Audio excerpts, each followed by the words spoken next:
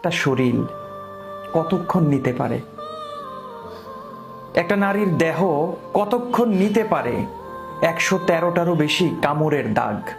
চিন্তা করতে পারেন? একটা সুস্থ মানুষকে কতক্ষণ গলা চিপে ধরে রাখলে চোখের মণি দিয়ে রক্ত বের হয়?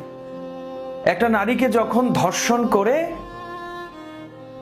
দুর্বৃত্তরা পালিয়ে যায়, রেখে যায় তার নিথর দেহটাকে, পোস্টমর্টম করে পাওয়া যায় 150 গ্রামের চেয়েও বেশি সিমেন্ট, মানুষের বীর্য।